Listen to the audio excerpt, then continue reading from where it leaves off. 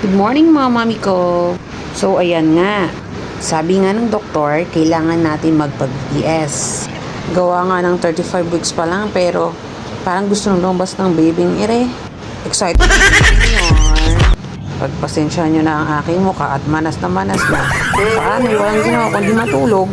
So ayan, sumakay na nga tayo ng bus. Dahil medyo malayo-layo ang ating pupuntahan. Sabay nag-video-video muna ang ating itong Obigay ni facilities sa pupunta natin mga mami ko, very trusted ko na siya dahil pangatlong beses ko na tong ultrasound. Same Obigay facilities. Very accommodating and maganda talaga yung facilities.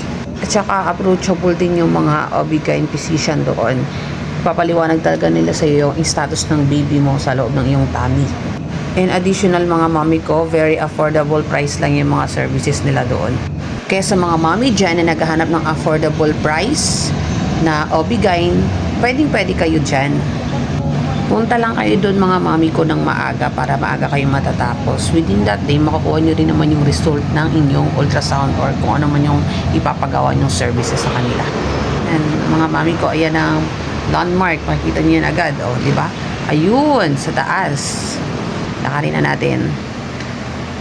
North or south man kayo manggaling, kilala naman yung address na yan ng mga driver. Pwede naman sabi sa driver na ibaba kayo dyan sa ganitong lugar para ibaba na kayo dyan. Ayan na nga, nakarating na nga tayo at maraming tao sa labas. O ayan, di ba? Malamig sa loob niyan mga mami ko. O ayan, nandito na tayo sa loob. Waiting na lang tayo. Ang daming tao. Hindi ka naman mabuboard dyan dahil may TV. Pwede ka naman manood habang naghihintay. So, ayun lang mga mami ko.